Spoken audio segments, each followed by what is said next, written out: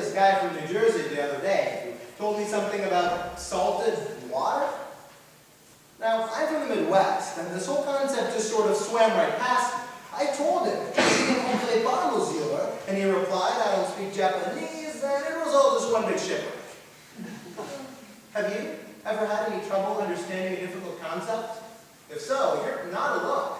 As Russian author Fyodor Dostoevsky once wrote, "Чьё не поможет понять без сразу." As Google Translate concurred, one cannot understand everything at once. In addition, according to the American Heritage Dictionary's definition of understanding, you can't understand anything without either having a close association with it or a long experience with it. And this isn't always practical. For instance, how many of you in here today are astronauts? A few. But for those of you who aren't astronauts, you'll never know what it's like to walk on the moon. And I might never know what it's like to be near the ocean. Isn't that just a little sad? So, now that we've identified the problem, we are going to cast off from shore by discussing it in further detail, by talking about the limitations on our understanding. Next, we will continue to sail the stormy brine by discussing two bad ways of solving this problem. Finally, we'll return to port with some awesome, understandable solutions. So first, one important thing to remember about understanding is that it is a scarce resource, according to Austrian economist Danial.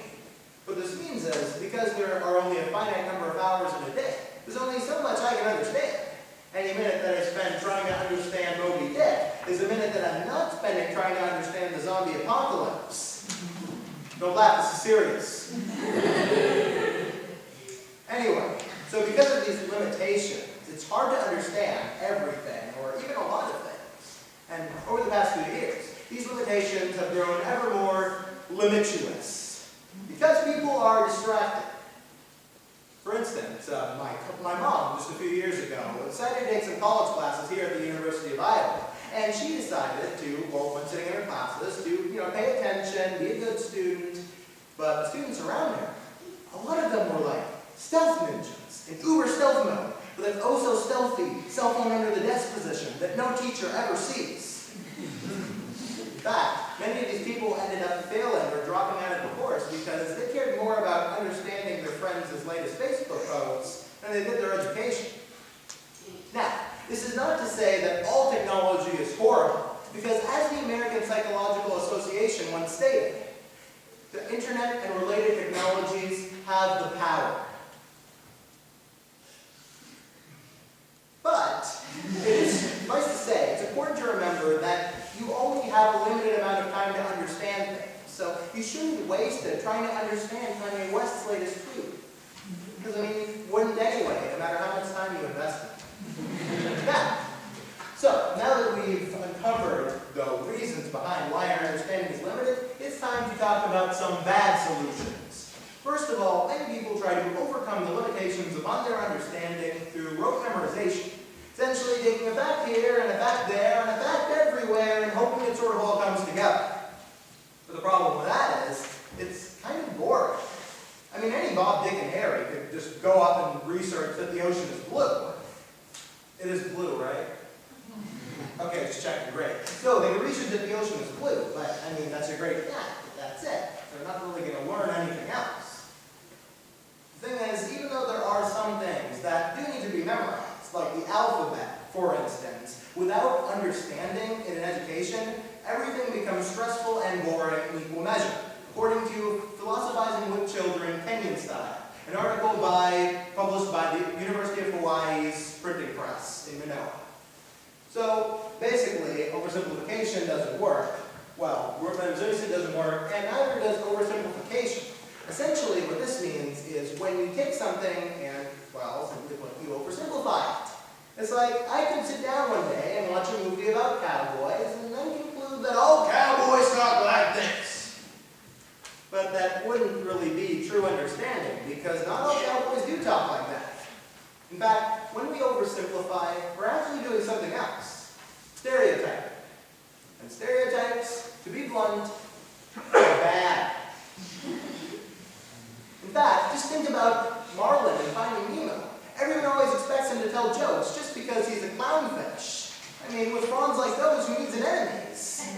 Additionally, don't forget the countless racial minorities throughout history that have been persecuted because of stereotypes. Women, too, have also faced extreme abuse over the centuries because of stereotypes like these. Because the thing is, we guys don't really understand women all that much. So we come up with all of these stereotypes, like, oh, women are bossy, and they're temptresses, and they're mean, and they hold us back, and etc., etc., etc. And essentially, men stereotype women to the point where they no longer consider them to be real people. They're sort of objects without any dreams or goals or desires. In fact, according to women's rights activist Dr. William Brennan, one of the problems with these malignant stereotypes is that they furnish an ongoing foundation for the abuse of women. That's just awful. So, now that we've figured out what to do, what the problem is, and we've also figured out what not to do, it's time to finally figure out the real solutions. One thing that comes to mind is, well, creation, recreation. Essentially taking something you don't understand and recreating it in a form that you do understand. For instance, I'm going to use a little bit of speechception, piece within a piece. Capiche? Great.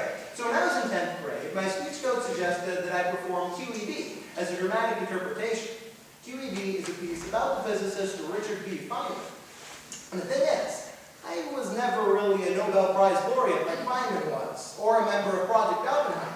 But by stepping in his shoes for a little bit and acting as him, I feel like I was able to understand him pretty well.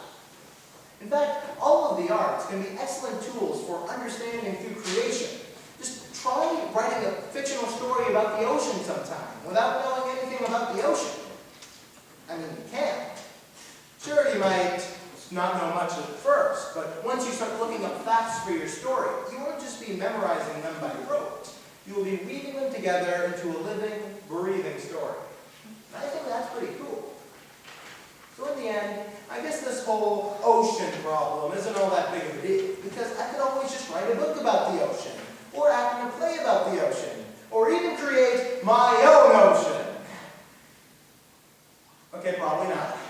But just by talking to you all, I think I've gained enough ocean smarts to come up with some ocean puns, like you and them in need a bath, and I like your attitude. Well, I'm not finished yet.